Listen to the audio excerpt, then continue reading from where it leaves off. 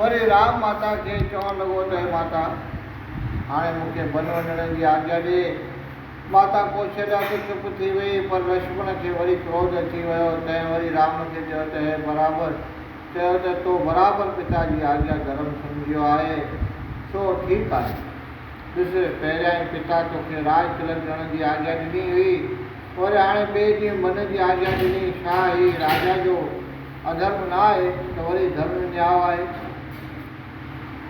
छा ही राजा जो अधर्म न आहे त वरी धर्म न्याव आहे?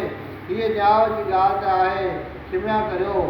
अञा तूं हिन ॻाल्हि खे धर्म थो सम्झी? मां त पहिरियां ई अहिड़े धर्म खे नमस्कार थो करियां। हीअ फ़क़ति दगाबाज़ी आहे। जे तूं चवंदे त भाग जी माया आहे त ॾिस, पुरुषार्थी देव आहे। मां तोखे अॼु ई पुरुषार्थ जो बल थो ॾेखारियां। जीअं मस्त हाथी अंगूरी लॻण सां झुकी वेही रहंदो आहे, तीअं मां अॼु भाग जी माया खे पुरुषार्थ जे आङुरे सां झुकाईंदुसि। मां दशरथ ऐं कैकई जी सभु आशा मिटाईंदुसि।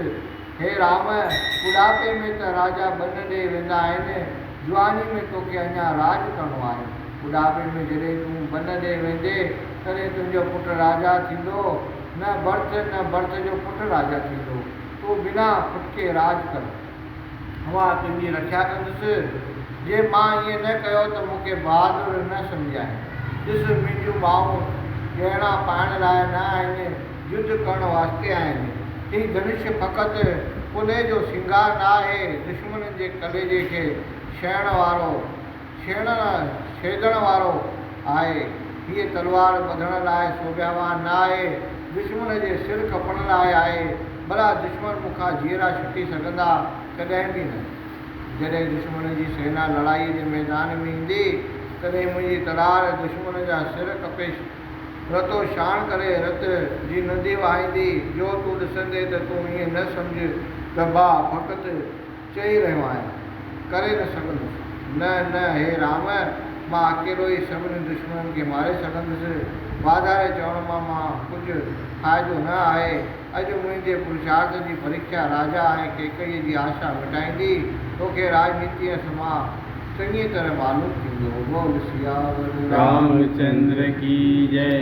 रामचंद्र लक्ष्मण जा अहिड़ा सख़्तु वचन ॿुधी चवणु लॻो त प्यारा भाउ, तूं धर्म अधर्म खे ॼाणी बि अहिड़ियूं ॻाल्हियूं थो करीं, सो ठीकु न आहे। धर्म शास्त्र जी आज्ञा न भुल।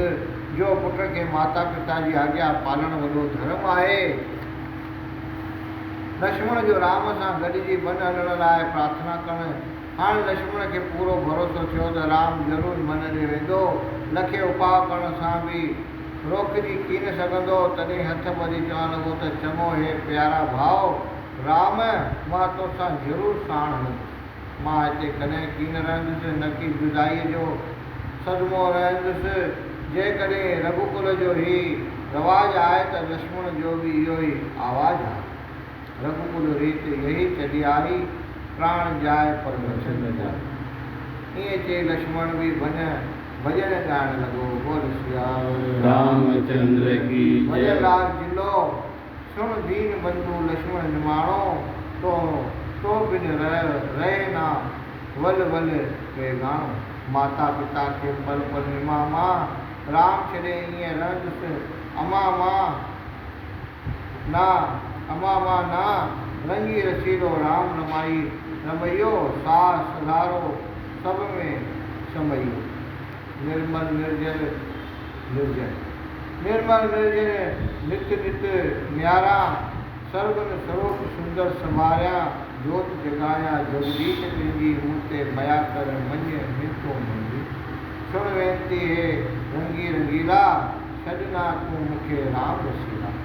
जॾहिं राम ॾिठो त लक्ष्मण जी मुंहं में घणी प्रेम सां भक्ति आहे, ही मुंहिंजो विछड़ो सही न सघंदो।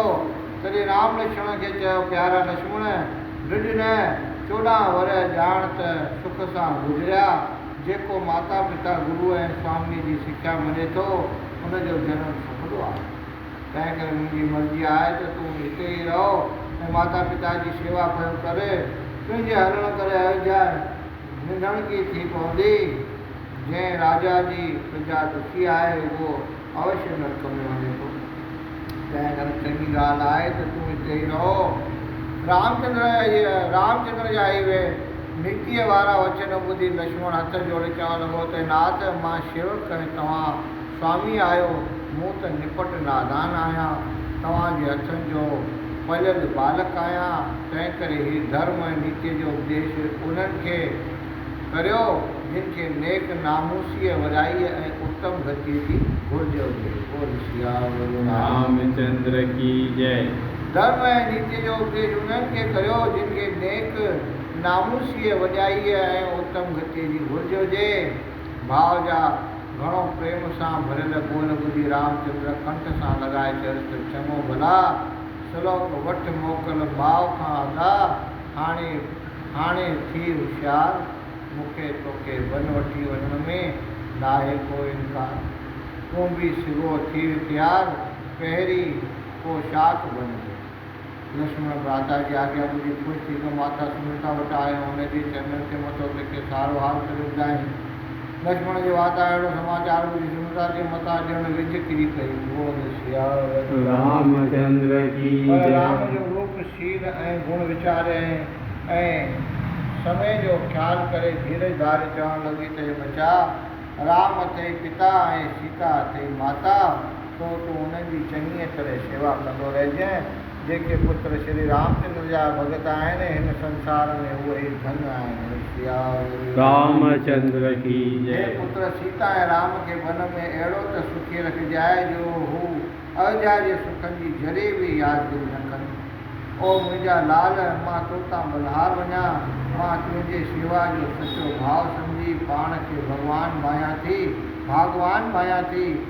तव्हां ॿिन्हिनि भाउरनि जो सिक ऐं स्नेह शाल ॾींहों ॾींहुं ॿिज जे चंद्रमा वांगुरु वधंदो रहे। बोलो सियावर रामचंद्र की जय। एतिरो जे पुट खे हिन तरह जो उपदेश करणु लॻी। चालू कर। माता सुमित्रा जे पुट लक्ष्मण खे उपदेश करणु वॾनि राग नसीहत छा करियां तोखे, तूं ख़ुदि सियाणो सनाए थो, प्राणनि खां बि वधि प्यारो वॾो तूं भाव भाए थो। पसीनो जिथे किरे उनजो उते तूं रत वाहे थो, विझी झटि जान जोखे में जरो ना खोप खाए। करे